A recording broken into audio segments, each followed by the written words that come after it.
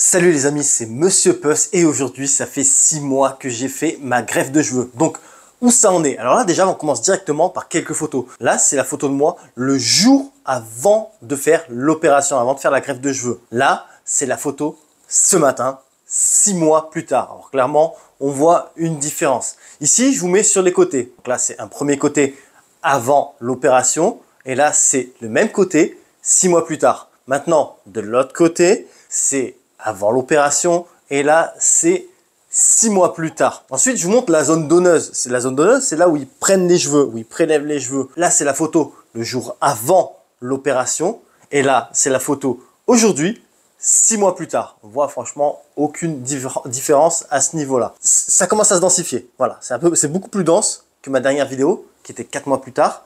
On voit un endroit où il y en a, je sais plus si c'est ici, enfin il y a un endroit, c'est ici je crois, ouais. C'est forcément ici. Il y a un endroit où il y a moins de cheveux. Et c'est moins dense. Et je vais vous expliquer pourquoi. En fait, il y a une explication très simple. Il faut d'abord savoir que la réussite d'une greffe de cheveux, elle dépend de vous à 50%. C'est-à-dire tout ce que vous allez faire après la greffe de cheveux, ça va compter pour 50% de la réussite de votre greffe. Et moi, disons, déjà, je n'ai pas fait vraiment tout ce qu'il fallait. Et surtout, les 7 premiers jours, c'est vraiment les plus importants. Il faut faire hyper attention à votre greffe. Quand vous dormez, tout. C'est vraiment... Il faut faire super attention. Dans ma vie, j'ai dû manger une vitre 3 fois dans ma vie. Dans ces 3 fois, il y avait une fois qui était pendant les 7 jours de cette greffe. En fait, il y avait une vitre à moitié ouverte comme ça. Et moi, comme en plus, je veux dire, c'est chez moi, enfin, c'est mon hôtel où je reste tout le temps. Et le truc, je le connais. Et ben non, j'y suis allé comme un bourrin et je me suis pris l'angle de la fenêtre ici. Et ça, c'est pas bon, quoi. Ça fait un petit hématome et tout. C'est pas un hématome dû à la greffe. C'est un hématome dû à un choc. Et là, c'est différent. Donc, du coup, je peux pas le dire à 100%. C'est à cause de ça que j'ai moins de cheveux ici. Mais je pense que ça y joue. Je crois que c'est ici, hein. Ici. Enfin, il y a le côté où je me suis pris l'angle de la fenêtre. C'est là où il y a moins de cheveux. Donc, faut faire super attention. Ensuite, pareil, franchement, je fais ma vie comme si j'avais jamais fait de greffe de cheveux. C'est-à-dire, je me lave toujours les cheveux au Head & Shoulders. C'est pas une pub, hein. Au contraire, je recommande même de ne pas utiliser ce genre de shampoing. Mais c'est parce que voilà, moi, je suis un mec qui fait beaucoup de pellicules. Vraiment en mode exagéré si j'utilise pas de shampoing. Du coup, je continue à l'utiliser. Alors, je pense que ça va pas aider la greffe de cheveux. Sinon, pareil, je me coiffe. Pas aujourd'hui, là, pas là, mais parce que je veux vraiment que vous voyez à quoi ça ressemble naturellement.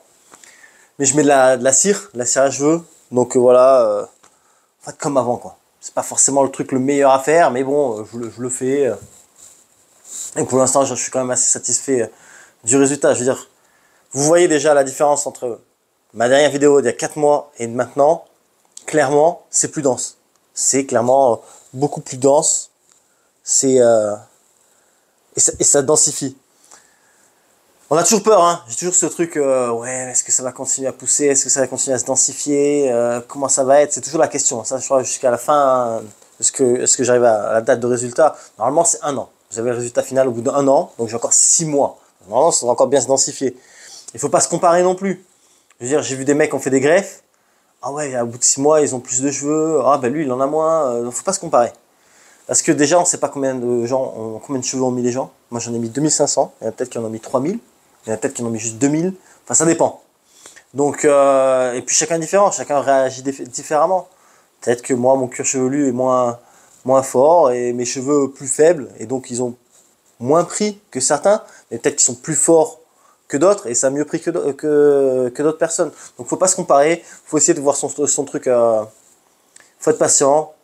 Et puis voilà, mois après mois, pas jour après jour, parce qu'on ne verra pas la différence. Hein. Mois après mois, vous allez voir la différence, ça commence à pousser, ça fait plaisir. Hein. Franchement, ça fait plaisir. Le truc que je fais tout le temps, par contre, c'est ça, les suppléments. C'est vraiment le seul truc que je suis sérieux. Le reste, clairement pas. Je prends ces petits suppléments, c'est du zinc et de la biotine. C'est pour rendre le cheveu plus fort et ça limite la chute des cheveux. C'est pas un médicament, c'est comme des vitamines, quoi. C'est des suppléments. C'est pas un médicament. Voilà. Il y a des médicaments qu'on vous recommande des fois de mettre. Je sais plus comment ça s'appelle, mais c'est pas bon. C'est pas bon. Ça joue sur votre libido, ça joue sur votre cœur et tout ça. Ces trucs-là que vous mettez là, que vous mettez sur le, soit vous gobez, soit vous mettez, c'est pas bon. Donc moi je préfère juste prendre ces petits suppléments. D'ailleurs je mets un lien en description si vous désirez vous en acheter. C'est bien d'en avoir avant. Moi j'aurais bien aimé le savoir et en avoir avant de faire la greffe. Par exemple vous pouvez commencer une cure de ces petits suppléments un mois avant. Comme ça, déjà ça renforce vos cheveux. C'est-à-dire les cheveux qui vont être greffés vont déjà être renforcés. Bon, ben, moi je ne le savais pas. Maintenant vous le savez. Il est en description. Donc voilà, on va pas faire un blabla 30 ans juste pour vous faire perdre votre temps. Franchement, les cheveux, ça pousse, c'est beaucoup plus dense, ça fait plaisir. Je suis à mi-chemin. Ne faites pas les bêtises comme moi, faites plus attention quand vous, au tout début. Franchement, moi je suis allé au soleil, pas longtemps, mais j'y suis allé. Je me suis tapé la tête, enfin tout ça, je sais pas, franchement, très rapidement, au bout de 3 semaines, je lavais mes cheveux au Head & Shoulders, parce que j'avais trop de plaques de pellicule. Voilà, évitez de faire ça, et je pense que vous allez avoir encore plus de cheveux que moi, franchement. Sachant que moi, j'ai porté aucune attention, et je pense que franchement, vous voyez, c'est pas trop mal. Après 6 mois, je suis déjà content.